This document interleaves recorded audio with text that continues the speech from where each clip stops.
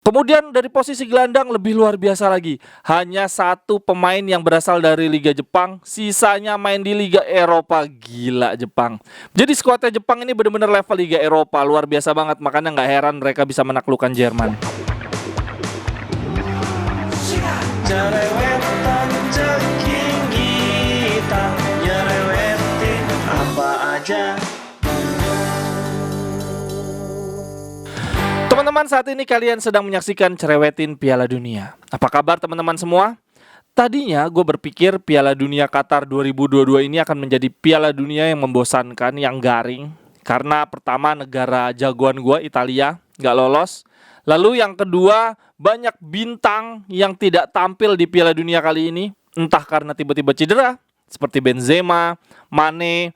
Lalu ada juga bintang-bintang yang menurut gua harusnya bisa tampil nih, tapi sayangnya negaranya nggak lolos, seperti Erling Haaland, Muhammad Salah, dan banyak lainnya. Tapi ternyata pikiran gua itu, asumsi gua itu langsung terpatahkan di putaran pertama babak grup. Bahkan putaran pertama belum selesai sepenuhnya nih. Gue melihat Piala Dunia kali ini punya keseruannya tersendiri, karena negara-negara Asia Afrika yang dulu kita anggap ada di bawah levelnya negara Eropa dan Amerika Latin ternyata tampil sangat baik, keren banget. Sebetulnya gelagat peningkatan kualitas sudah terlihat sejak 2 atau 3 edisi Piala Dunia terakhir.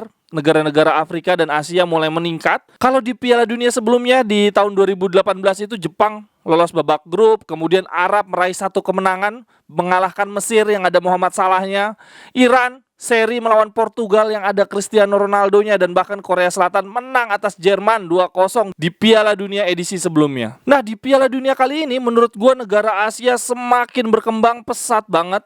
Terlepas dari kekalahan telak Iran atas Inggris, tapi Arab Saudi berhasil mengalahkan Argentina, dan kemarin malam Jepang mengalahkan Jerman. Dan kemenangannya bukan sembarang kemenangan, karena diraih dengan cara coming from behind, alias ketinggalan terlebih dahulu lalu kemudian unggul. Masih ada satu tim lagi yang belum tampil, Korea Selatan, dan gua rasa Korsel akan punya kegigihan dan teknik yang sama dengan Jepang, jadi punya potensi untuk membuat kejutan. Dan bukan cuma tim Asia, menurut gua tim Afrika juga bisa kasih kejutan. Semalam Maroko lawan Kroasia menurut gue itu pertandingan paling seru sejauh ini. Gokil, jual beli serangan. Skor hasil 0-0 tidak mencerminkan jalannya pertandingan menurut gue. Pemain-pemain Maroko gokil, larinya cepet-cepet banget, lincah, bertenaga, ciri khas Afrika. Dan tim Afrika lainnya yang sudah tampil sejauh ini adalah Tunisia. Berarti masih ada 2 tim Afrika lagi yang belum bertanding, Kamerun dan Ghana. Gue penasaran nih penampilannya kayak gimana. Oh ya, gue ingin mengajak teman-teman melihat sekilas saja komposisi skuad-skuad negara Asia. Wah, ini menarik banget teman-teman. Kita mulai dari Arab. Gokil, pemainnya full dari Liga Arab, tidak ada bermain di luar negeri sama sekali.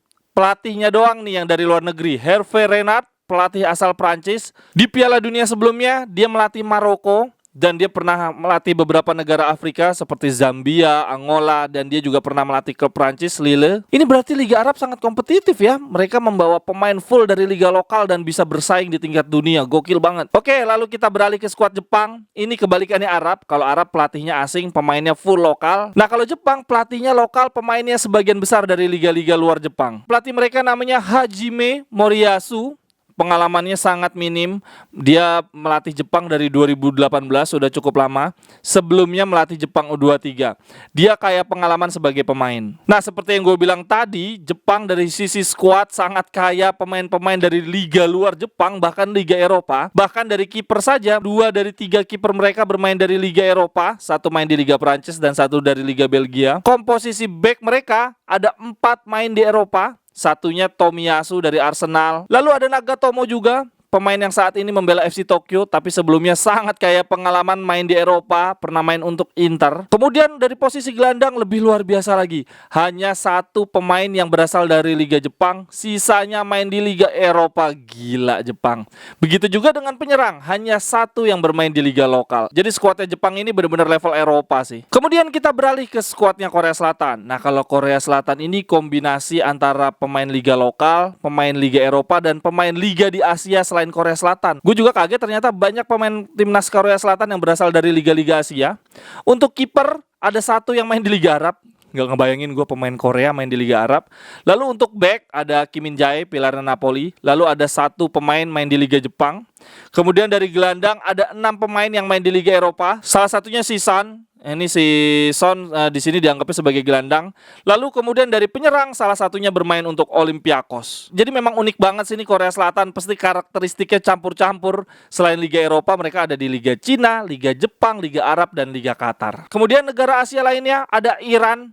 Gue agak kaget sih sejujurnya mereka dibantai, karena menurut gue negara Asia yang paling konsisten bermain di level tinggi itu Iran. Mereka dari dulu kan sudah terkenal banyak menyumbang pemain ke Bundesliga. Pelatih mereka sangat berpengalaman, Carlos Queiroz. Kemudian kiper Iran salah satunya main di Liga Spanyol.